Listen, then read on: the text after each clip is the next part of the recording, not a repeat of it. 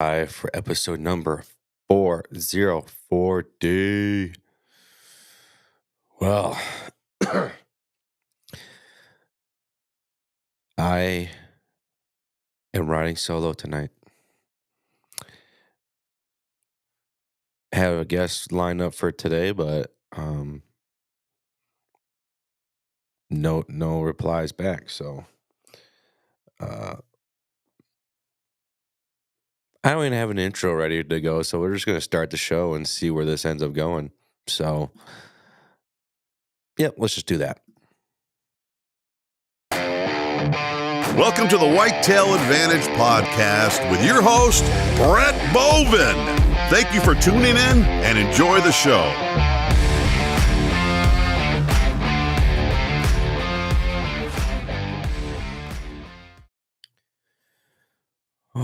Well, today is Wednesday. It is episode number 40, like I said. Excuse me, I kind of got like another weird man cold kind of going again, so it seems like everyone's just getting sick and then it just stays around and it's fucking annoying. No, but yep, we had a guest for tonight. Haven't been able to hear back from them. Dan hasn't been able to make it. He won't be able to be on for tonight's show. Jason, though, he should be on the show. Looking forward to that. Him possibly hopping on as well. So really, it's just me talking for an hour, and I don't even know what to say for an hour. But let's just let's talk about let's just start off with the Matthews lift.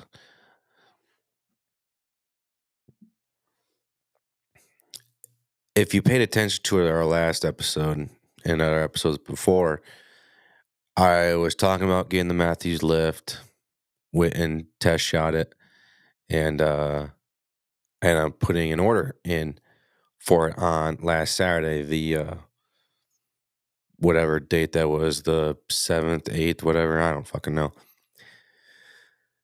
And I originally right now have the Matthews Verdicts. It's a little heavy, but so I was kind of looking for something light. I didn't necessarily care about the speed part, but when I was just mainly focused on light. So when I saw that the lift came out, I was reading about it and I was like, man, that thing sub 4 pounds by it's like it's barely anything, but light and speed is what they went after. So I was like, okay, sweet. So I can't wait to go try it. Went up and tried shooting it. First impression though, when I first put it in my hand was, damn, this thing really is light compared to my lift. I mean, my Matthews Verdicts. And now I'm just going to talk about the scenario of me, what I was thinking at the time, and Monday morning quarterbacking it. I was like, damn, this thing's so fucking light. I can't believe it. It just feels great. Then I started drawing it back. At first, I started off with a 29.5. And it felt, and don't get me wrong, smooth. It wasn't as smooth, but it was a decent drawback in a way. But you just feel it as soon as you start to pull it. You can feel some type of resistance basically the entire time back. In a way, I'd like to describe it as grainy, if that makes sense.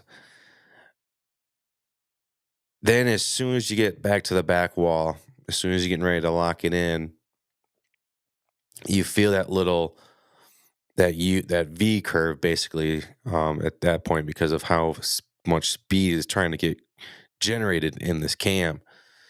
And you just feel it and you get right back, like right close to your ear. And it pulls you forward and you got to pull it a little extra just to get to sink in. And I did that a couple times, and I was like, okay, I might be able to get used to it, but it just seems annoying.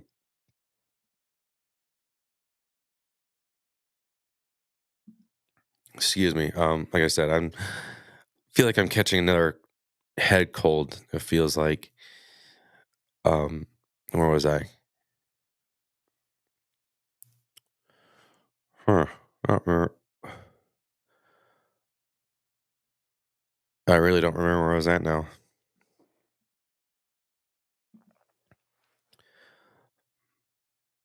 I think I was talking about the back wall. Anyways, so as soon as you get into that, you just feel, oh, that's where I think it was. It wants to pull you forward on as soon as you get ready to that back wall, and it sucks, and you got to pull it back a little harder. And then, like I said, I was trying the 29 and a half. And then I was like, you know what? Let's try the 33. And I think I got so caught up in like I said, how light it was, how fast it was shooting. And granted, though, when I was sitting back there with the bow full drawn, it did feel like I could kind of hold it though for a long period of time. And I didn't think about anything else. I didn't think about accessories. I didn't think about adding all that stuff at the time. I didn't think about what it was going to be like in the field. I didn't think any of that. I just got so wrapped up in um, I don't even want to say illusion, but just the hype of the new bow, and just wanting a new bow for a long time. And I was like, you know what? I didn't put a down payment on it, but I was like, you know what? Let's just order the strings. You got the bow here, and let's move on. And then, and that was on a Saturday. Sunday comes running around. I was thinking to myself, what the fuck was I thinking? Because you take that bow out into the field, you're I try to say this all the time, is trying having a smooth drawback all the way. And what's it gonna be like if you had to stop midway so you don't scare that buck? And then you got to keep drawing or figure out what you're gonna do. Are you gonna be able to do that correctly with that bow? I started thinking about all these things about, and then I'm going to put the sight on, I'm going to put the stabilizers on, and all this and that. And I was like, fuck, what's it going to be like actually out in the field? Yep, I'm an idiot. I don't know what the fuck I was thinking. I got so wrapped up in the new bow. And so today, on my lunch break, I went and tried shooting the Matthews Phase 4 again. Now, I shot that back, I want to say November, and I loved it right away. I was like, oh man, if this is the Phase 4, I can't wait to see what they come out for the new flagship bow, for the one coming out.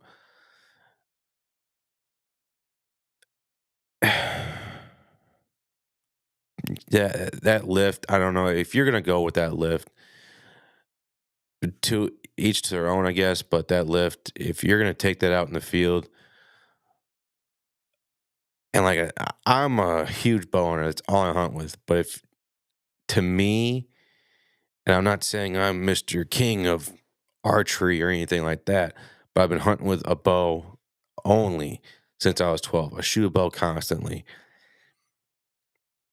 Take my opinion, whatever you want it as, it is what it is.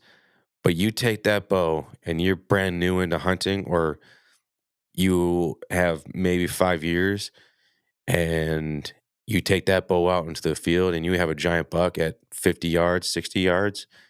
And if that's your comfortability, okay, you're you're going to have a hard time, in my opinion, shooting with that bow. With the Phase 4, I would say you would have a greater chance of being successful with that bow compared to that lift, because this draw cycle is just smooth all the way around, in my opinion. That's why I ended up putting in a down payment on the Phase 4 because I just fell in love with it that much more. So Phase 4 is where it's at. Now, people can say I'm a hater, whatever, but I think people might be just getting so wrapped up in the hype of the new bow, and it's like, all right, yeah, I gotta buy it. Like Scott said the other day, people were pre-ordering this bow before they even shot it. Are you fucking crazy? And I think there was something telling me not to put a down payment on that lift. And I'm glad I didn't because I would have been pissed. So that is going to be shooting for a while now. Definitely be shooting for this year and next year and probably a couple years later down the road. I really want this bow to kind of be the last one. But yeah, the Phase 4, a lot smoother draw cycle. You don't feel that dump off in the back wall. It's just nice and easy, kind of all the way around. And don't get me wrong, it still feels light, but a little bit heavier. But you're in like Scott said, he broke that down so well, and it was amazing.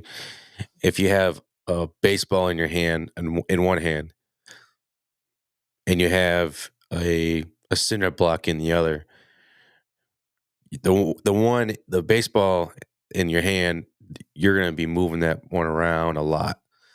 A cinder block, you're going to hold steady and true with that. So I think the Phase 4 or anything like that is a well compliment. Now, I haven't shot any other bows. I'm just more of a Matthews guy myself.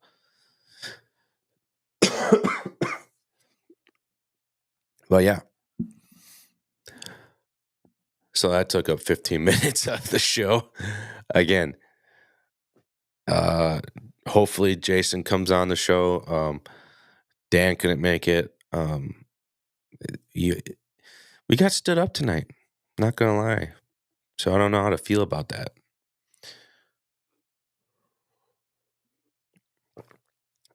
But I'm just gonna sit here and drink my coffee, and maybe we'll figure something out. Maybe we'll just cut the show early tonight. But have you ever seen those videos with the monkey reactions to magic tricks? Those are fucking hilarious. I was watching some of those today on YouTube, and it was just hilarious to see them get like, oh shit, like they're huge surprise they get about seeing a penny disappear. It was hilarious. Little side fun tidbit of what I did today.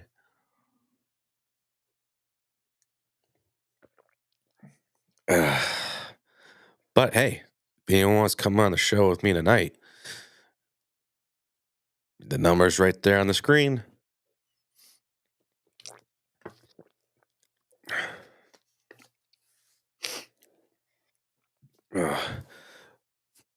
But yeah, I mean, I feel like I'm coming down a little cold again. I know that's what I said a little while ago, but I just stay up very late working on this stuff and so Dan and Jason don't have to work as much. 'Cause I'm very appreciative of them being a part of the show with me, and so I try to um, do a majority of the work.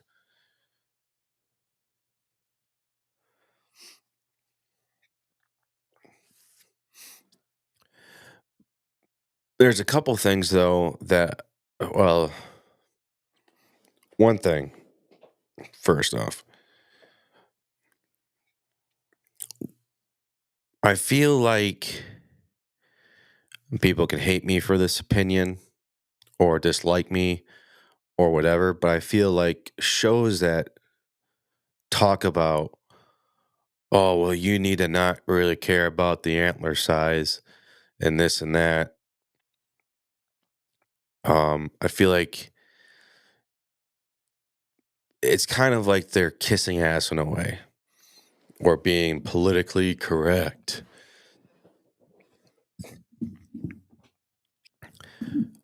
Um, Personally, Okay, I'm trying to figure out how I want to say this. Because at the end of the day, I don't give a shit. It's my opinion, and this is how I feel.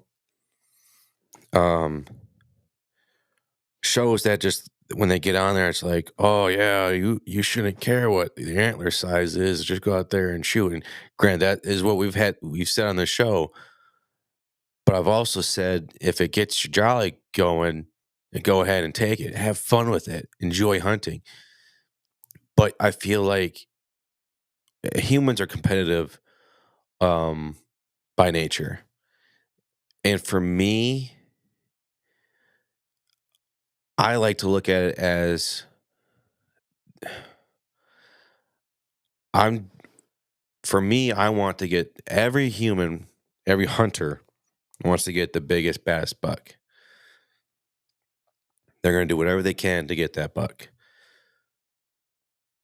And I'm trying I'm trying to figure out how I want to word this correctly. Um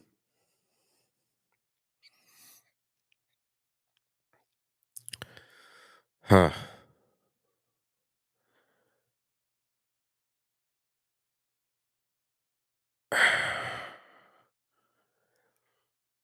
Yeah, I don't really know how I want to word this. Kind of like in and out of it, of like figuring out it, and then not, I'm losing it. Like I figure it out, and then I like, damn it, I don't want to say that. Um, I think everyone needs to have an ego. Well, not an ego, but for me, I'm gonna do whatever I can to shoot the biggest, baddest buck. That's just me. But if a deer comes, and I'm not going out there just to do it to feel to get a big buck, so I can go post it on social media and show everybody and be like, "Oh, look what I got." Granted, we'll post photos of deer, but if it's a photo of a deer that I shoot, I'm gonna be fucking happy with it. But you see a lot of these shows, and to me, I just feel like they're just kissing ass, and it's like, no, I want to go shoot that big buck. I don't, and I'm going out there to put meat in the freezer, though. But at the same time, there's a competitive drive in me to be the best, and being the best, in my opinion, in some form, is shooting the biggest buck. Now, being successful also in another way for me is getting a deer and putting meat in the freezer. I had a successful hunt. I feel like I'm losing myself, and so yeah.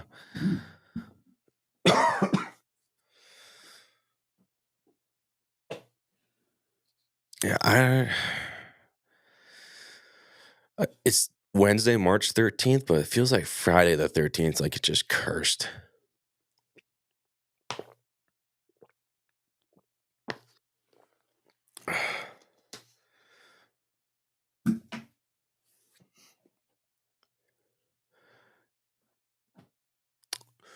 So that was the show.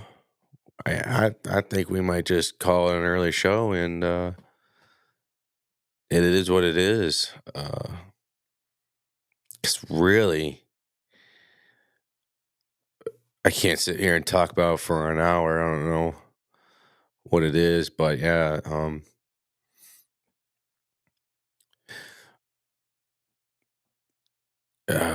Fuck, I really don't know.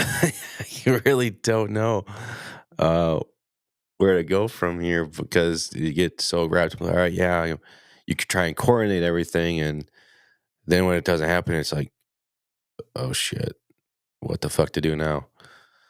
Um, I guess I can say, I'll say this is Dan and I and Jason are very appreciative of everyone out there in support of the show. We really we really appreciate it. Um, and like I said, I originally started this years ago, And I felt like, all right, in order to be a good podcast, you got to do this, this, and this. And that I started back when I had that year off from work. Stupid technology. Then I had to go back to work, but I quit working in law enforcement, so I had to go work 2 jobs. So I had to take a break from Whitetail Advantage. But in the meantime, I quit both those jobs and went back into law enforcement. And while I was working in law enforcement for that brief period of time, I kind of was trying to get ready to get back into the game of Whitetail Advantage. But I was like, I don't want to come back right away. I want to look at what we were doing and see if there's a way we can improve, because we've already taken time off. Let's take more time off and make sure we don't just come back half-ass. And I was looking at the photos. I was like, oh man, those are great photos. And honestly, that real quick, going on a tangent, first off, another tangent off of that is apparently there's a bill to ban TikTok.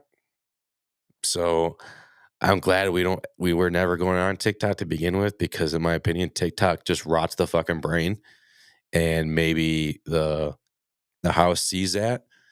So a little fun tidbit about that. Yeah, we were never going on TikTok. I don't know the tangent on the tangent, but oh, that's what it was. It was videos. I feel like, and in social media now, it's like you gotta create these 15 to 20-second funny videos in order to become, I guess, relevant or social media famous, whatever. And I feel like we're losing the quality on good photos because we get so wrapped up on, and humans lately, for a long period of time, have been having shorter and shorter attention spans.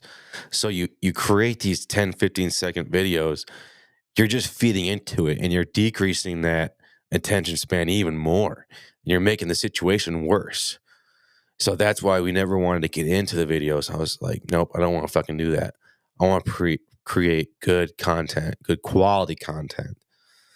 So photos was one thing to do. And don't get me wrong, we're going to do videos, but we're not going to do 15-second videos trying to be like, yep, okay, we did that. Now we're part of it. Nope. I was taking that time off, my goal was to break the norm. Everyone else was doing this. I was like, fuck going that way. I'm going this way with us.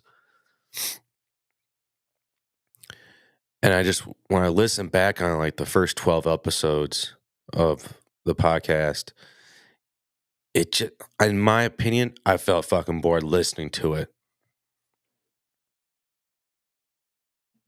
Like I wanted to put myself to sleep. I was like, because then I started looking back. I was like, oh, I know exactly what I was doing with that. I was writing all this shit out and questions. And don't get me wrong, I'll write down some questions for the show, the guest I want to have, but I'm not forcing a script onto a show. I wanted to do something different. So then I was talking to Dan. He loved the idea, and I brought the idea to him as well. I was like, hey, I know you might be, because at first he was hesitant of joining, because he's like, well, I haven't been hunting that long, so I don't think I'm any useful, or not useful, but how effective, I guess, he'd be a part of the show. I was like, no, dude, that's the point of the show. That's what I want to create now. I want to go in this direction with the Whitetail Advantage. And he goes, oh, well, yeah, I'd come on. So I thought that was amazing for him to come on the show. And then we brought on Jason, the homeless hobbit. And yeah, we talked about doing certain things differently. Like I said, breaking the norm. We're going to create our own norm. So that's when we came up with strictly live shows. and covering each state for a week, Monday through Thursday, at 8:30. We knew it was going to be tough, but we knew we had strong family members in support of us, and but we all, at the end of the day, family is number one to us. So we hope family is number one to you guys. Um, there's going to probably be some hiccups in the road. You never know. Like, for instance, tonight, it's just me. But so if there's any way that you guys would like us to improve upon, don't get me wrong, we will always take criticism and we'll try to find effective ways to increase the show and make it better and more fun and entertaining in ways. And like I said, this is also the electronic campfire. Everyone's welcome here at this show.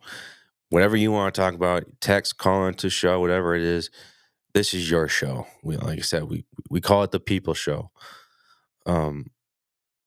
We want people to come on the show and enjoy their time. And if you want to get politically correct about it, it's a safe place.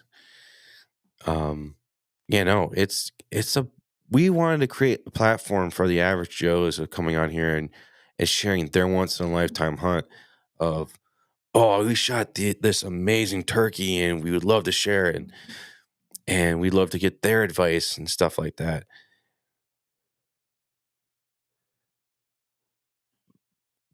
And a lot of these, I guess, quote unquote, famous shows out there, they're only looking to try and get other quote unquote famous hunters on their show. Now, we're average Joes, so we want to create a show for average Joes. And so we just wanted to create something different. And honestly, we're having a lot of fun with this. And we're loving every second of it.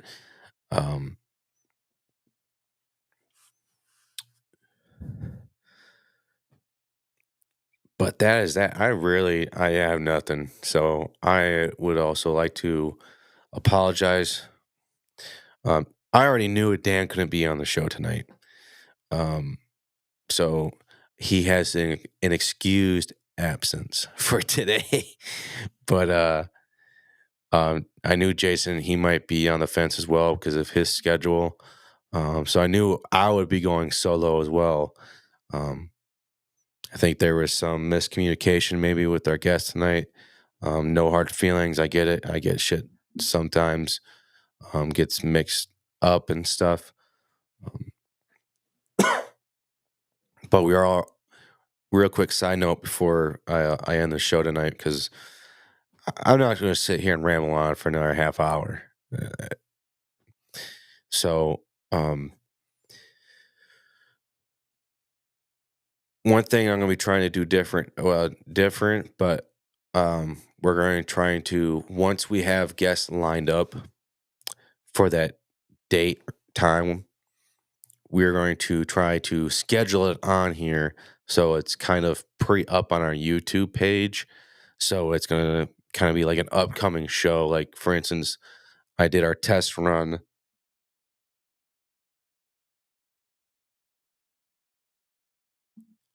Our test run for kind of like a practice run of it for tomorrow's show. So that's kind of like an upcoming show for tomorrow that's on our YouTube. Looking forward to seeing how that goes. And if it's going well, we're going to try it out for a couple of shows and see how it goes. And it'd be kind of nice to see what develops from it. And I'm excited for that part. Like I said, we're always trying to find ways to improve, trying to find ways to get better. We're going to try and find ways to have a better overall viewing experience as well. Like I said, Dan, Jason, and I are always trying to find ways to improve. And I think that's one thing that separates us from everyone else is we're trying to improve each and every day. And my brain never shuts off about this. How can I help improve the show? what are ways that we can do better? What are ways are we weak in? And I try and find what we are weak in so we can make those our strengths and make them better. But with that being said, thank you all for the support. We really appreciate it. Again, we're going to try and continue this thing. We're never going to stop. We're never going to quit with this. 0 followers, 100 million followers. We're going to continue to do the same thing. It's going to be the people's show. So nothing's going to change about this. And that's what I'm really liking about this. And yep, we're just having a lot of fun with it. And we're going to find ways to improve and be better. And yeah. So with that being said, I'm going to close out tonight. It's going to be an early night, a 30-minute show. We will try and be back on. Well, not try. We will be back on tomorrow. Dan will be back on the show. So no matter what, at least at a minimum, you're not going to have to just listen to me ramble on or watch and listen to my ugly face for 30 minutes because I kind of was going a bunch of back and forth on things. But yep, we'll be back on for it tomorrow. So have a good night, everybody. Thank you for tuning in to another episode of the Whitetail Advantage Podcast. We hope you enjoyed the show, and we will see you next time.